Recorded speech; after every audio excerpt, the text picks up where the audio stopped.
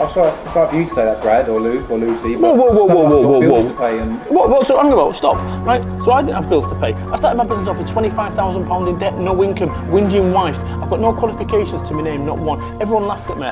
Right? Everyone laughed at me. I've been addicted to drugs twice. So it's all right for me. Is it delivering pizzas at 31 years old? It's all right for me. So this is the thing. What you reckon that you're like? Oh, my dad was a heroin addict. So was your dad a heroin addict? Because you see, it's all right for me. I stopped giving myself excuses. I'm Luke Giorgio and you're watching Inside Journey TV. Now, a few weeks ago I got to interview Brad Burton. I found out how Brad went from £25,000 in debt to become the UK's #1 motivational speaker and best-selling business author on Amazon with 3 different books. So if you're looking for some simple ways to get from where you are to where you want to be, then you're in the right place. More good news is that the show was also co-hosted by Lucy Cole. Lucy's a personal trainer, entrepreneur and bikini athlete. So most people want to improve their health and fitness, but they're not sure how. So Lucy was really good at getting Brad to open up and talk around them sort of topics. The final piece of good news is that I've just found out I'm interviewing Simon Zucchi in a couple of weeks' time. Simon is a top property investor, best-selling author on Amazon with his book Property Magic, and he's just spent the week with Richard Branson on his personal island on Necker Island. So he's going to explain and go into detail in all that, plus how you can invest in property the simple way and to get the most from your money. So if that's something you're interested in, please subscribe to our YouTube account and you'll be the first one to find out about all that. But back to today, without further ado, please welcome Brad Burton. So our guest today, he's the founder of 4 Networking, the UK's largest joined-up business network.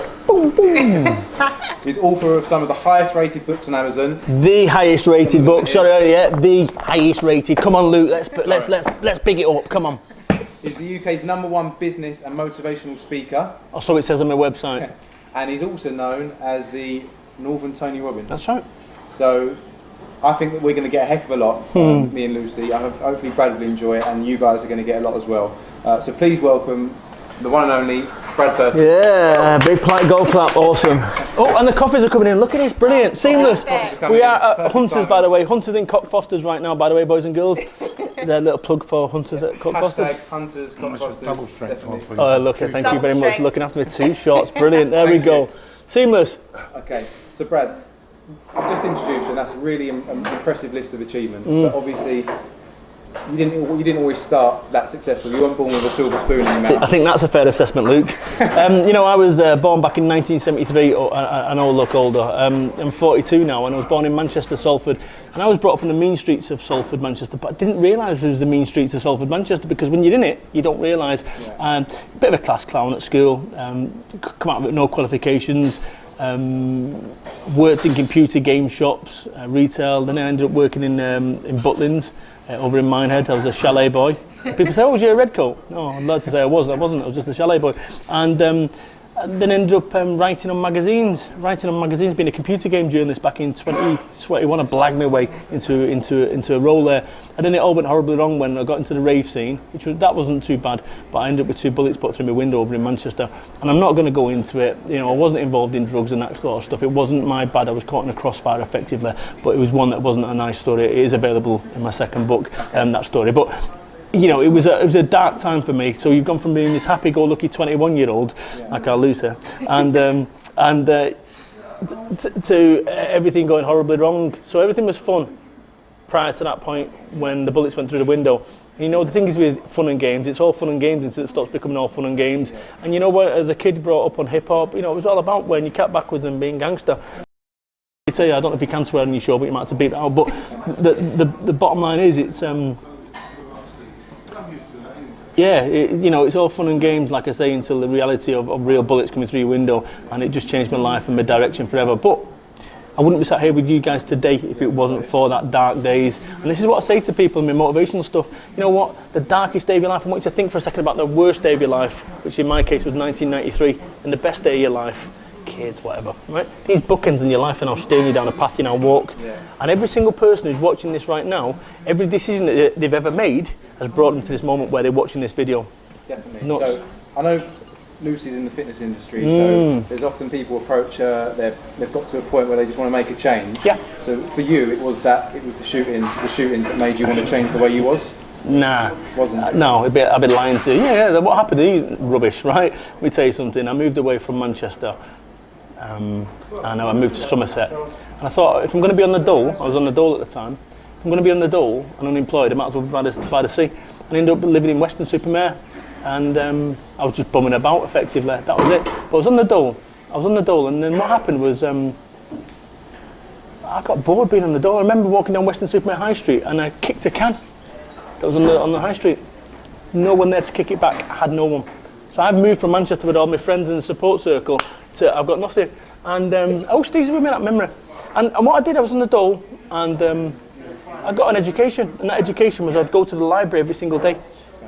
I'd go to the library every single day, start reading stuff on management, start reading the Times, start reading the Independent, the Observer, the New Scientist. I had no idea what I was reading, but it was like that number 5, that robot short circuit, just reading, get myself an education. And that education, that base, because I've not got no formal education, that base is what served me today, I reckon. Yeah.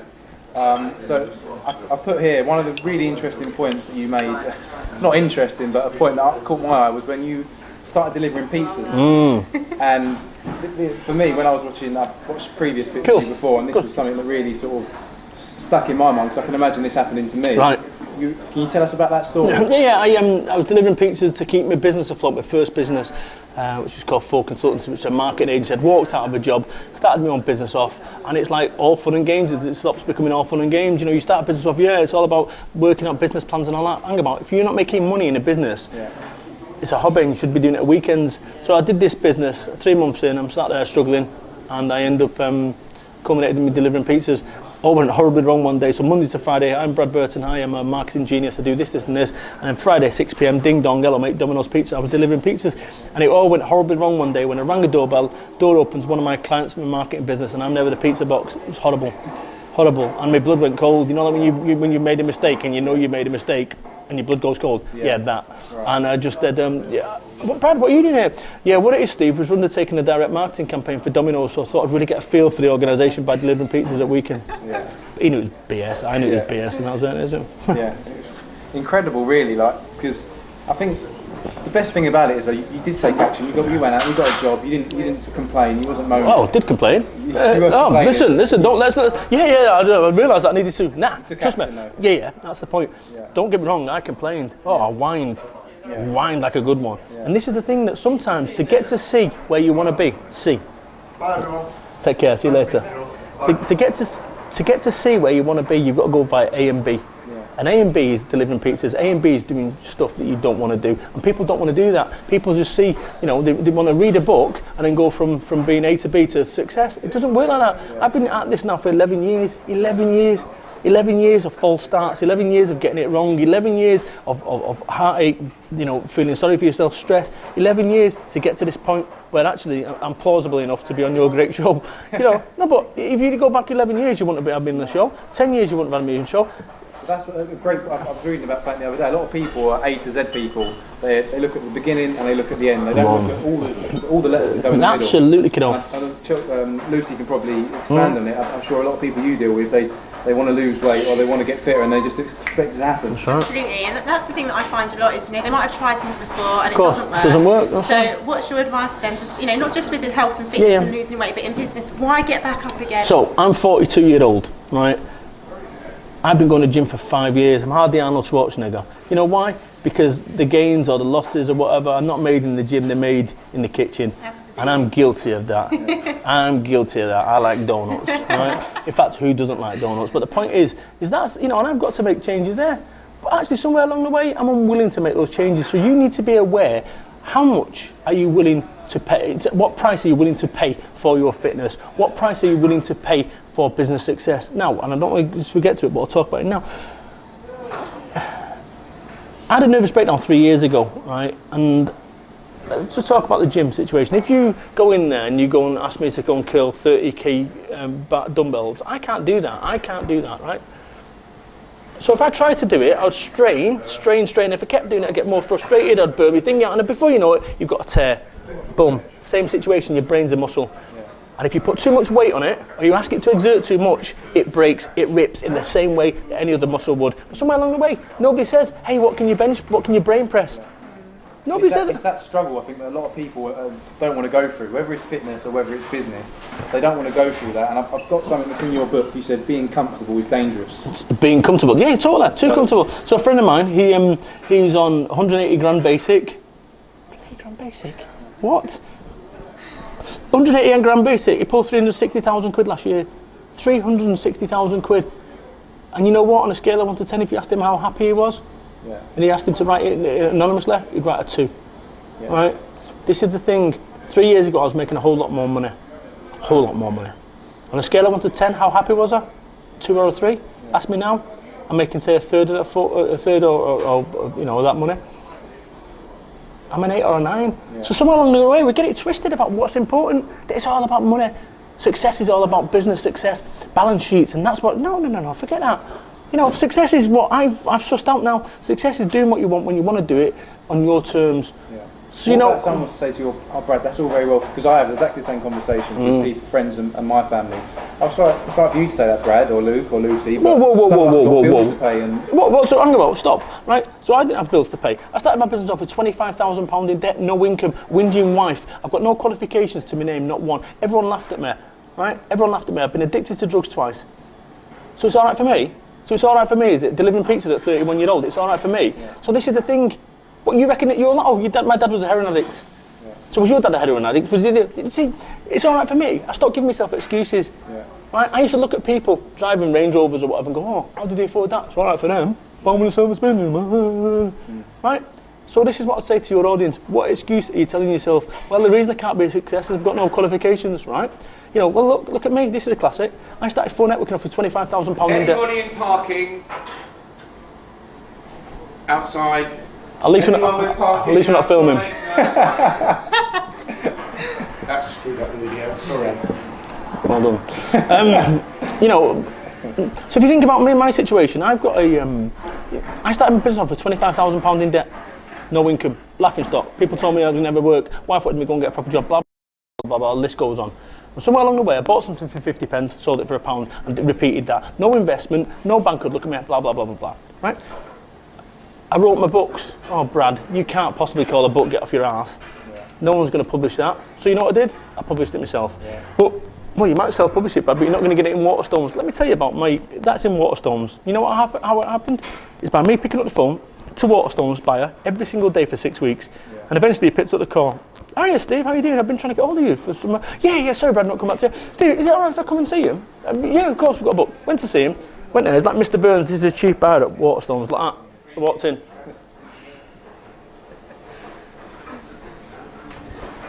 So, Brad, tell me why you're here. So I've got a book called Get Off Your Arse. You're the chief buyer at Waterstones. Because I want to sell... You can beat that one out as well. But, you know, it's going to be a tough post-production job for you here, Luke. Right? But I said to him, I said, can I be really honest with you? As in, really honest with you, as to why I'm here. He said, yeah. I said, I don't have a effing clue what I'm doing. And he burst out laughing. He said, that is the best approach I've ever had in 20 years. And he says, boom, and the bottom line is it's now stocked in 80 Waterstones. The best thing, what I love about it, Brad, is, and you'll be able to touch on this too, Lucy, it seems like you developed like that growth mindset. So rather than seeing everything as an obstacle, you started to see everything as a challenge and something you know what I've done? I've engaged with every fallible, every failing of mine. We talked before for networking and I mentioned that Lucy was on Take Me Out. Right? Hey, listen, don't run from it. Don't run from it. Engage that. Embrace that stuff. Yeah. Do you see what I'm saying? Yeah. Because it's that kind of stuff that people go, I never recognise you. So what I've done is I've embraced every element of what I stand for. So just to recap as well, it's all right for you. What was all right for me? Well, you're a professional speaker now. Yeah. Do you think I was born 10 years ago as a professional speaker? No. I've been doing foresights at 4 networking for 10-minute slots for the last 9 years. I've died in front of audiences, 250 people looking at me blankly, and I don't know what I'm talking, just completely sweating. So it's all right for me. And this is the thing, you know, it's all right for me. You've got to make these decisions And stop giving yourself excuses. And this is what people do. Oh, I'm just a working class monkey, northern monkey. Right, well, guess what? If you keep telling yourself that, guess what you'll be? A working class northern monkey. Self-perpetuating, just Totally. self-fulfilling prophecy. And that's something that I come across all the time is excuses. And I had some this morning at your 4 networking event, you know, I don't have the time. That was my main thing. And I think you've got to invest that time into yourself. And I see you've spoken about that before. Well, you know, and you let go of your excuses and you make the most of every opportunity. you know what? If you look at some videos of me, go on Google, Brad Burton, working lunch. I'm the fattest person you've ever seen. Seriously, Luke's just going, oh, don't swear again. Right, I'm going for the hat trick, Luke. No, go on, don't say that, Luke. But the point is, you look at me, I'm terrible. I'm going to walk onto that stage on BBC Two, it was live, and I look like a fat zombie. Yeah. I look like someone out of The Walking Dead. You know, if there was such a thing as a fat zombie, I'd be it. You know what I mean? Honestly, it's terrible. But that was me, and somewhere along the way, I felt that was acceptable. Yeah. You know, and actually, if you're overweight, there's something going on that's not about you eating. You're doing emotional eating, or you're doing it because you're stressed. There's a reason for Hey, it. listen, Yeah. I'm an emotional eater. No question. Oh, let me tell you something. I'm an emotional eater. The old school Brad, success. Let's celebrate with something to eat. Pissed off? Oh, I'm going to go and cheer myself up with something to eat. Yeah. You know. And how do you feel, you know, super successful now, you're always busy, you know, I think a lot of the time we don't really worry about what we're eating, but, you know, how do you feel like that affects your business performance? You know what? I'm even now. See, I've got diabetes type 2. Okay. Yeah, it's horrible, right? Now, actually, 18 months ago, the doctor said to me, "Hey, Brad, you're borderline diabetic." When it happens to fat people, Brad, look in the mirror. You right? That's the reality of it. You are that person, but somewhere along the way, I couldn't see it. It was always other people, right? So I ignored his advice to deal with my blood sugars and to stop eating crap. 6 months later, got a test. Brad, you've got diabetes type 2. Why was that? Why did you ignore it? Because I thought it happens to other people. It's only fat people. Guess what? You're fat, Yeah. Okay. right? You know, I'm on the road, entitlement. Oh yeah, I'm busy, energy. Red Bulls. I used to have 5 Red Bulls a day. Well, between 3 and 5 a day. Red Bulls? Are you serious? Caffeine through the roof. Forget the caffeine. Sugar. If you used to go and get that, was probably what? 2 cans of Red Bull. Yeah. I swear. Because I didn't even realise. I didn't even realise because it just tastes so good. Ooh, it gives me wings. Yeah. People don't realise, and that's the problem. But how has it changed now? What do you do differently? Water, lots of water. Yeah. Didn't it? Yeah, good. Yeah. He says I've been just done a double caffeine espresso. Just as he has a Red Bull. Yeah, no, I've not had 1 Red Bull in 18 months, not 1. Ah, good stuff. So that Guys, can we shut the door, please? is that all right? You have to leave it open for the floor. Okay, that's cool. Thank you. That's all right. That's Brilliant. fine. Yeah. So, Just 2 minutes, guys. Thank you. So if you're talking do you about... want to pause it? No, that's fine. Are you that's fine. sure? Yeah, this is There was just a tractor went past. I think that's what threw it. it's all part of the experience. So if we're talking about, you know, what you're eating now and you have to cut out loads of Yeah, things, yeah. what about in a corporate environment, you know, the employees need to be firing off all 4 cylinders. Yeah. You know, how important is nutrition and exercise to them? Look, you know, I used to choose the worst stuff on a menu, right? To almost be rock and roll. Hey, look at me, I'm rock and roll. I know I'm going to have the onion rings. And, you know, there's just moderation. Don't get me wrong, I still love stuff like that. I do. But it was every day, and now it'll be a treat. But listen, let me explain something about the diabetes stuff. Since that phone went down with that guy, for 6 months, I ate completely clean. Right, and that first 18 days of weaning myself off coffee, horrible, dark, everything was dark, somber, dark, horrible, I was like Gollum, terrible. And I did 6 months of that, and I had 3 cheat meals in that time. Okay. And listen, I've never done that in my life, you know, 3 cheat meals in a week, maybe, but in 6 months, but once you sort of get used to it, it was like, you know, oatcakes and stuff, horrible, but that is because I had no moderation before that. Yeah. I've had 42 years of excess. Yeah. So now I've got to that stage where actually the brakes are on. You know what, if you're listening to this right now and you're eating wrong and you know you're eating wrong, call it a day. Because what you don't want is diabetes where I've got to go with my feet checked, or I've got to go and check if I've got spots on my elbow, which just came up today. I googled spots. I've got 2 spots there. I don't get spots. I've googled spots, diabetes type 2 this morning, and it says, yeah, that's a result of that. Right. So You know, taking that, Brad, and I think you can take that from, so you blindly do something for so many years without consequence, Yeah. without consequence. Yeah. So it's either nature or nurture, and nature will eventually take over. Totally.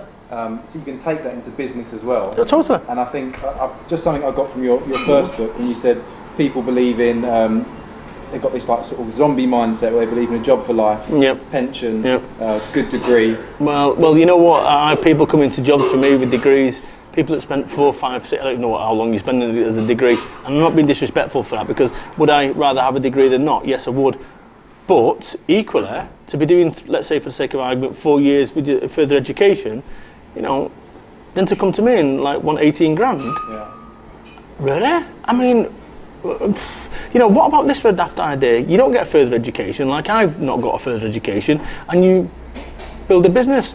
Yeah, but it's all right for you, Brad. Once again, no qualification. Dad was heading like, list goes on. So what advice would you give to especially the young generation now? Okay. How would you promote entrepreneurship? All right. Mindset? So, yeah, but if you get a job, at least you know where you stand. No, you don't. Tell that for, was it Talk or Phones For You that went 10,000 jobs overnight? The first that they heard about it was Adam Bolton doing a news story on Sky News. Or what about the 4,500 people at Tesco's that have just got let go? Yeah. At least you know where you stand. When you run your own business, you know exactly where you stand. Skin, get used to it. But you know what? Running your own business, being employed is a bit like running your own business. Yeah. You've got one boss. One client, your boss, and if he decides to wake up that he no longer wants your services, you're gone. I don't care about employment law, you're gone. Yeah. That's the reality of it. So you have no security. You end up spending 2, 3, 5 years building something that isn't yours, or you built nothing. All you've got is your wage. Now, when you're my friend who's earning 180 grand a year, 360,000 last year, that's okay, because you've got lots of money. Yeah. But if all you're doing is meandering and doing a £20,000 job, so when I started my thing and delivering pizzas, people laughing in my face saying, you know, why don't you go and get a proper job, you can get 25 grand there, or whatever. I didn't do that.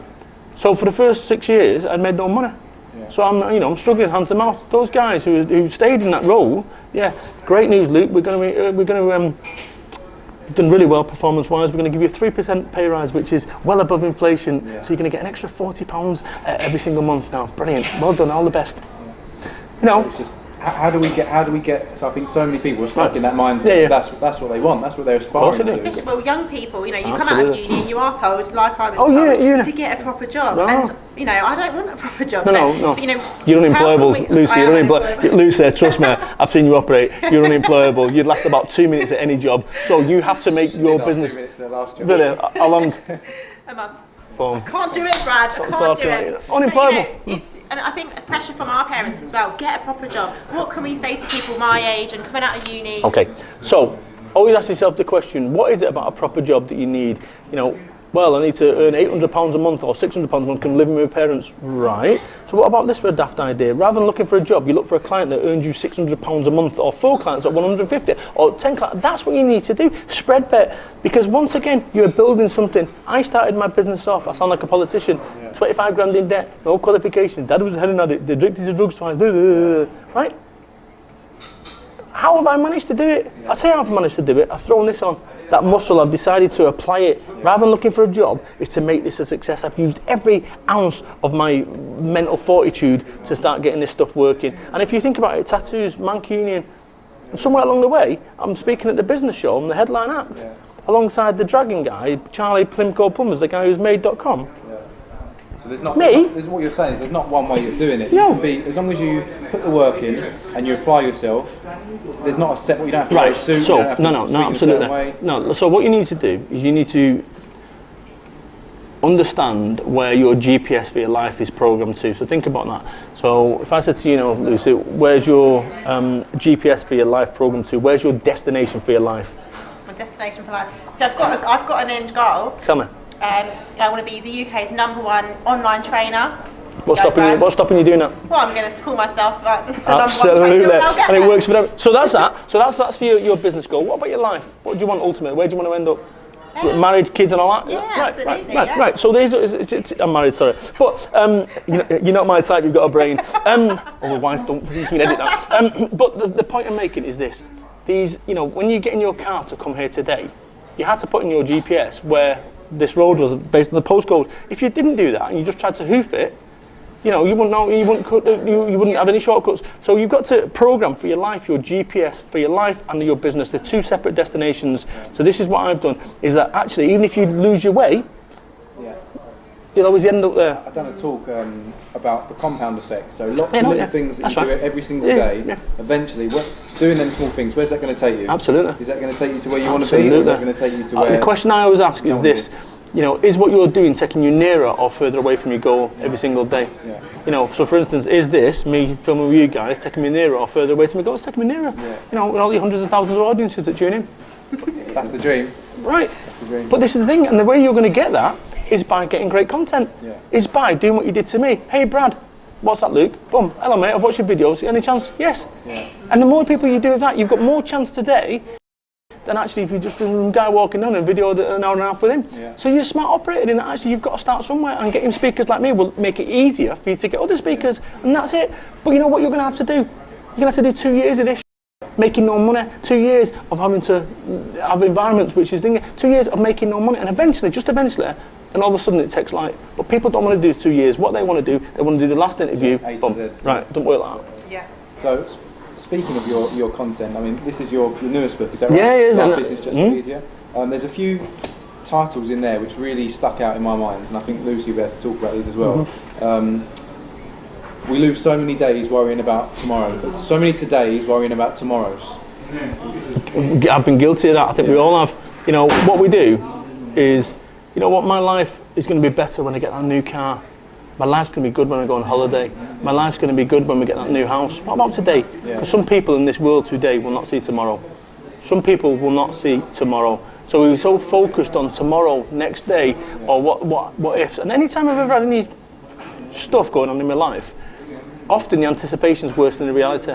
So if I think going back to 20 years ago with the gunshots through my day, which was a dark day, no question.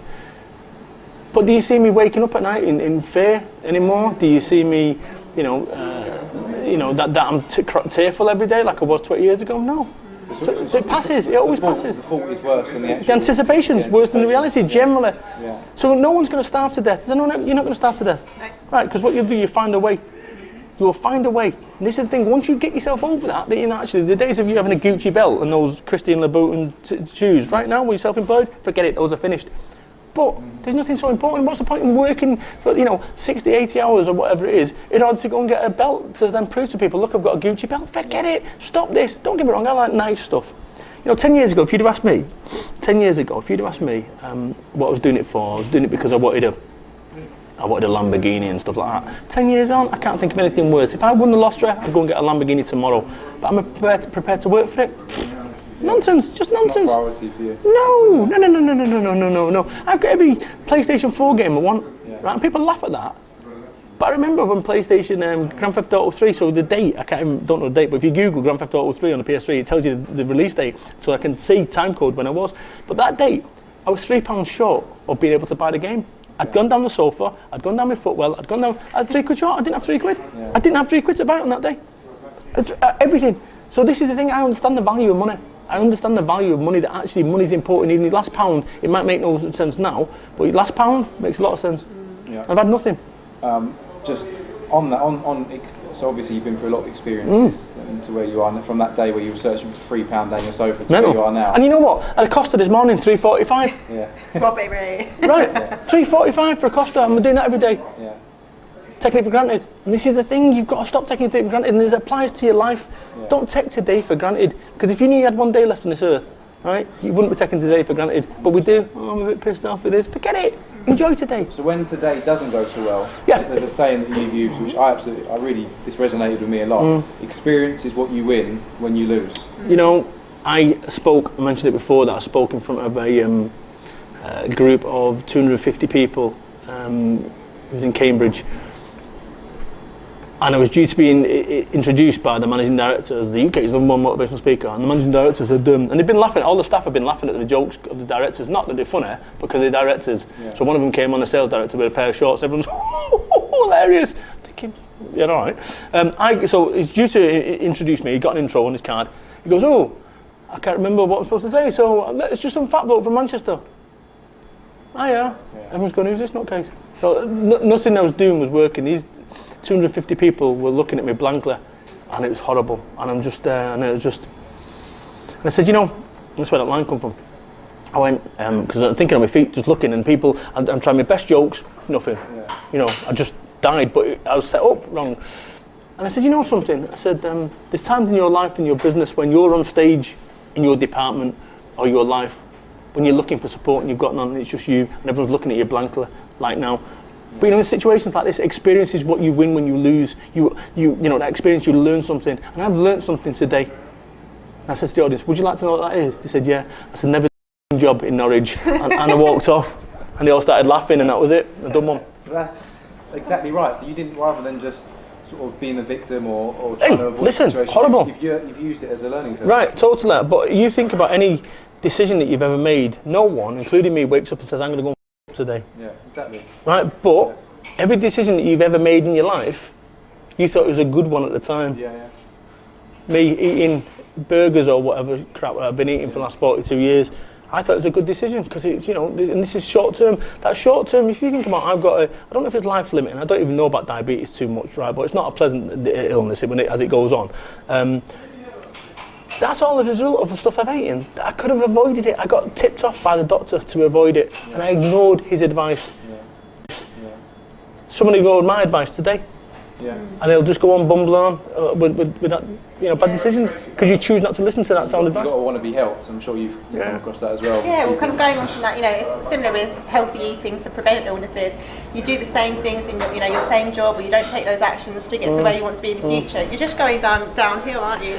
But you're not. But this is the thing. But it tastes so good. You know, don't get me wrong. I'm a foodie. I love food. It's awesome.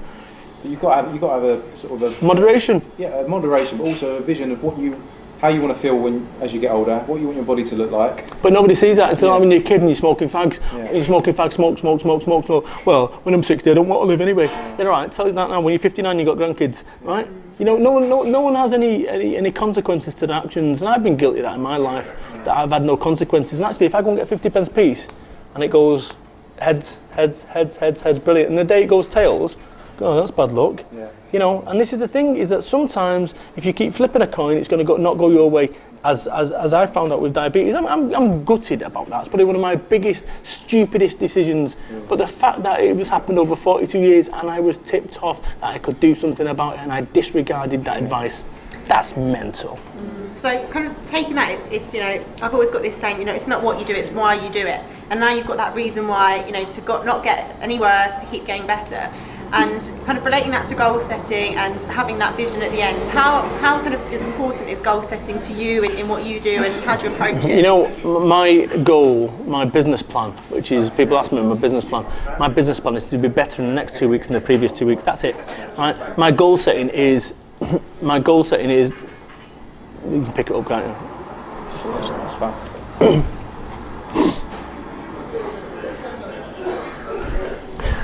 My goal setting is, you know, this whole piece where why are you doing it? You need to understand why you're doing it. And if your only motivation, let's just say for your business, is to make money, it's not enough. Because when you get a punch in the mouth, metaphorically speaking, it's not enough to get up and say, oh, let's go again, I want a Q7.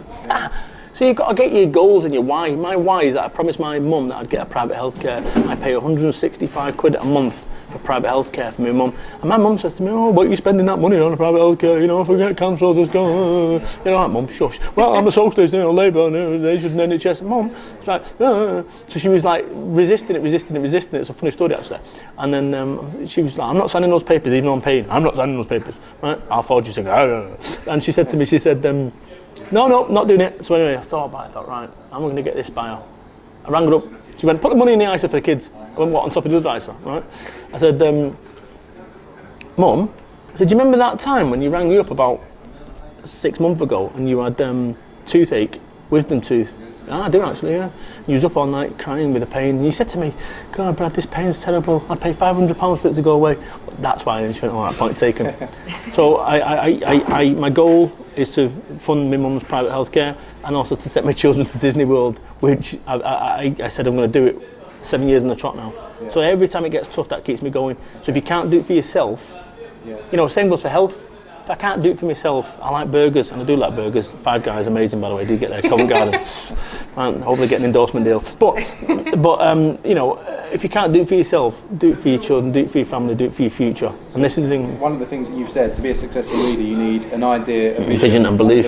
Absolutely. So that's sort of what you're saying there. Absolutely. About everything around. I never even thought about that. But yeah, idea, vision and belief, you know, that's all I ever had. If you think about me, why I'm sat here now with my phone networking and blah, blah, blah, blah, blah, and all these books and all that, all I've had is an idea, vision and belief. Ideas that people laughed at But you can have ideas, because I see people come with me with great ideas all day long. I'll give you an idea now, Luke, it's called 5 networking. You call it 5 networking and copy me. Yeah. Nothing stopping you, there's no patents on it. Yeah. Great idea. But yeah, that's great, but what you're going to have to do in order to make 5 networking a success is get up every day for 6 years and make no money. And be tested. So if you're prepared to do that, good luck with it. You know, in terms of the books, you know, vision that I needed to have a book to get credibility. Now, think about what I've done. It goes back down to that GPS system. I realised that I needed to stop off at a service station on my GPS, which was, in order for me to be the UK's #1 motivational speaker, I needed to have a book. Yeah. So if I didn't have a book, would I be less likely or more likely to get booked? So it had credibility. Massive credibility. Right, of course it does. So me being on TV, in terms of TV shows and blah, blah, blah, would that give me more or less credibility? More. Yeah. So this is all these things start forming a picture that if somebody goes on Google now and Googles my name, they will find lots of stuff about me, videos, books, and all of it is benign. There's nothing, apart from a few haters, but there's nothing out there that says, hey, this guy's an ogre or is a scammer or any. You type in some other entry. So you talk about your GPS, where you want to be. Do you want to wait for that? Because that's going to kill you now. You sure? Yeah. Start again. Sorry, my bad. You talk about your GPS, about where you want to be in the future. And you've talked about aligning yourself with a team of dreamers, thinkers, doers, believers. Yep, that's right. And this is going to be the same for you as well. So people that obviously want to have fitness goals, and people want to have business goals. Yep. To surround yourself with them people. I'd want to get both your opinions, because I heard a saying the other day that show me your friends and I'll show you your future. Totally. So my old friends were ravers, partiers, and I was great at raving and partying. Yeah. Fabulous, best times ever. I wouldn't change it. Got up to some lunacy, talk off camera, but you know. But that's kind of formative stuff. That's quite formative stuff, but you can't sustain that. I've still got friends who are still in that game. Yeah. Really? 40-year-old? Yeah. Still going out clubbing, banging out at it? Come on, get out of it. So you've got to change your friends. Yeah. And somewhere along the way you might lose friends. And somewhere along the way you might lose people. I'm a hoarder of people. I'm a hoarder of people. I just seriously, I love collecting people in the nicest possible way, like Pokemon, but with people. Got to catch them all. But some people you've got better relationships with others, and I've had to move on and evolve. Yeah.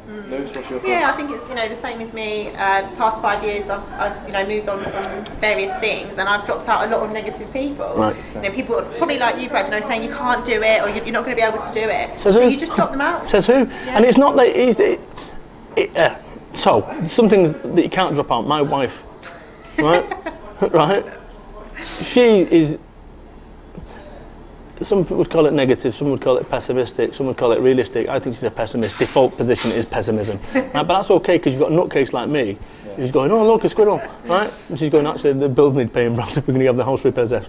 Yeah, but look, the squirrel's amazing. Oh, fireworks. So somewhere along the way, but it's interesting, my wife sort of didn't believe in this. And she's been bold enough. It was great, because she actually said to me once, I think we might have been drunk, but she did say to me, you know what? You've done it, or words to that effect, paraphrasing, and I didn't think you could. Yeah. And that was tough, that, to have my wife every step of the way sort of pecking me head. Say that, yeah. But equally, as a team, you need, so you can't always have cheerleaders who just go behind you with pom-poms. Oh look, Brad, you're amazing. It takes people like you, like both of you, to almost, so people believe they can do it themselves once they've seen other people do it. I had a friend say to me once, I remember when I first wanted to get a job as a professional football coach in a Premier League club, when are you going to get a proper job? And that was the best motivation for me, I think, I've ever had. Because that just, the way my brain's wired. Yeah, you've got the second best job in the world, haven't you? Yeah. You definitely need, some negativity, because it just, especially for me, it drives you. Absolutely. Absolutely turn it into something positive. Absolutely, which is what I've done. All these people that said it'd never work.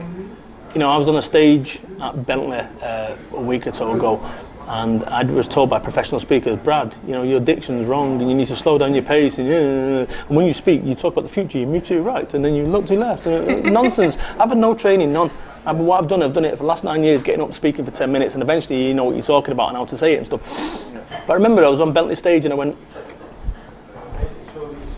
those people that give me the advice that I'd never do it and that to wear a three-piece suit, I don't see them on the stage with me. do it your way. And I've proven beyond the shadow of a doubt. And what I'm trying to do right now is create a movement and give people belief, people that don't have qualifications, people that are from the working class streets of Manchester, people that have actually had adversity, people that have been involved in drugs, people that have come from broken homes, people that blah, blah, blah, blah, blah, that actually you can do it. That brings me perfectly on to what a link. like a bonus round of a few questions. So what is your destiny? Where's Brad Burton going to be in 10, 20, 30 years? What do you want to see in the world? Probably 2 legs chopped off with diabetes type 2. I'm glad you're laughing. Right?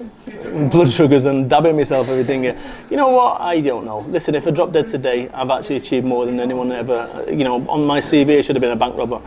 And people laugh about that, but I should have been a bank robber. You know, and I don't know. You know, this is amazing to be speaking to people and people realising that, you know, I'm not a wealthy guy, not a wealthy. I've got more money than I've ever had in my life, but I'm not wealthy, right? I don't want to be anymore. I'm not bothered. Yeah. My motivation isn't you're riding this wave and you're enjoying it. Listen, I got a mate of mine who's got, I went to his house, very wealthy guy, and I said, I don't think much of those taps. He went, whoa, they're $2.5 grand, them gold taps. I went, nah, you can get platinum ones for $7.5 grand. And he laughed. Yeah. I went, do you not see how ridiculous it is? Yeah. And you go and get $7.5 grand ones, and then all of a sudden you go and get like ones with diamantes on it, or diamonds. It never ends, and you've got to stop chasing for what purpose? Exactly. You know, I've got people that got a guy that I know put money into a pension, right? This is hilarious, right? He put money into a pension, was due to retire, and 3 days before he was due to retire, he died, right? Just think about that. Spent 64 and a half, 11 months putting money into a pension so he could retire and enjoy his pension. Tell you what about this for a daft idea? Rather than you put that money in a pension, you start enjoying your life today. Exactly. Right? And go on cruises now. Go and take your wife there. Go and take your kids to Disney World. And actually, if you reach 65 and you've got no money, you know what? You ain't going to starve. So you've already mentioned that you want to get, obviously, private healthcare for your mum. I've got it. You've got that in place. Yeah. So you want to take your children to Disneyland. Well, yeah, Disney World, yeah. What does success mean to you then? What does that private healthcare for my mum. Yeah. Disney World for my kids. That's next. As simple as that. Listen, you know what? And the fact that I can buy the PlayStation 4 game that I want. You know, GTA. Yeah, oh, yeah. You a PS4? I've got a PS3. Ah, come on, old school. All my friends have got PS4. I do. I'm on a PS4, so you get on it. Tournaments Mr. 4 Networking, by the way. Do find me on PSN Network and play games all the time. But you do say in your comments that actually you've seen me with the video. Right. So no, success is that whole ability to do what you want when you want in the nicest possible way. So if I can't be bothered working at 3 o'clock in the afternoon, I'll go and play computer games. If I want to work at 11 o'clock at night, I'll go and do that. Okay. You know what? Like I said, I've achieved more than anyone ever set out, and actually, I'm a role model for every single kid who's come from nothing. Okay, so we've got 2 or 3 more questions, and then yeah, good. So I spoke to Lucy yesterday, and we were trying to sort out some questions. How did that work out for you? Mad Lucy. Well, I'm here today. So yeah, that's a good start. We both want to know, what's the best piece of advice you've ever received? If there was one thing that you'd want to say to 2 young entrepreneurs starting up, what would you say? Wear a condom. I'm serious. You know, forget. Listen, wear a condom, and I'm talking about from a bloke's and a woman's perspective. So, you know, this. We all make decisions in our life, right? We all make decisions. It's a bit like eating a burger. Oh, but it tastes so good. Yeah, we know what we're talking about. Right, seriously. Practice safe sex. And I mean it in the nicest possible way, because this stuff changes your life forever. You end up with children that you don't necessarily want. And it sounds potty, but then that dreams and aspirations that you've got of your business goes out the window, because now you're a dad and you've got to go and work on the tools in order to wear a condom. And I know it sounds a bit potty and it's probably a bit left field, but that's my view. That actually, my boys, if there's one bit of advice that I'd give them, is wear a condom until such a time when you say, you know what, you're having sex, but that's great, but actually what you want is children, right? Yeah. You know what I mean? From condoms, if you were to recommend one book, favourite book?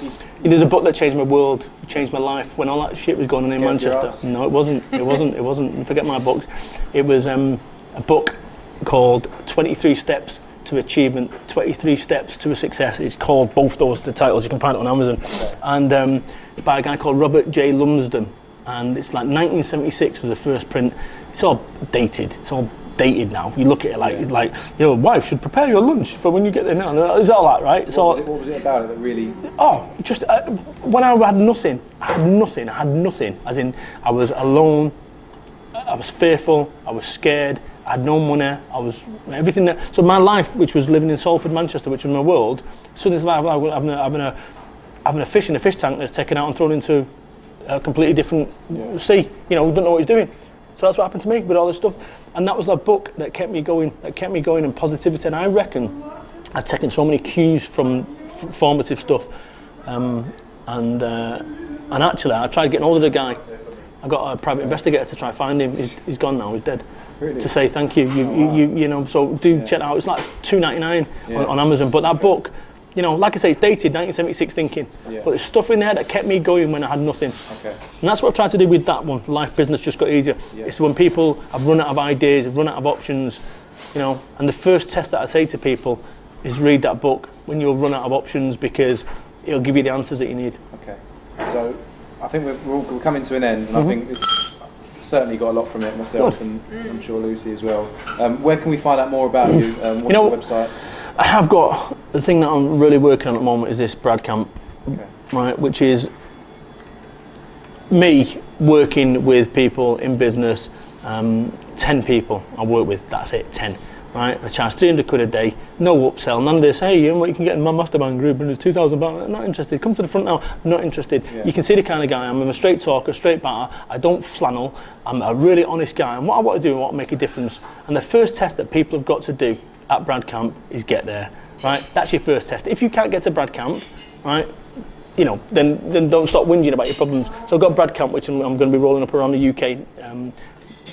Brad Camps. That's my next big vision thing that I want to do. Brad Camps, and then before you know it, have a big Brad Camp. Because what I do with Brad Camp is every single person that comes on the camp, they then get to a private Facebook group. So I'm building up a load of Bradvocates, or if you're into Star Wars, Bradawans. But I've got Brad Camp, and you can check me out at bradburton.biz. Google me, and also do check out my Amazon books. I'm the highest rated business author on Amazon.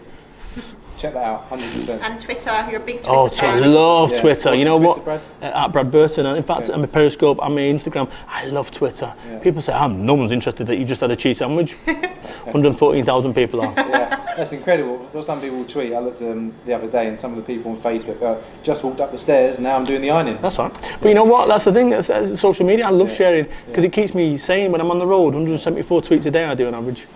174. Okay. Living the dream. I need to up my game. I'm telling you. Brad, it's been fantastic. Thank you, Luke. Cheers. Thanks, Thank you, Brad. kid. I appreciate it. Cheers.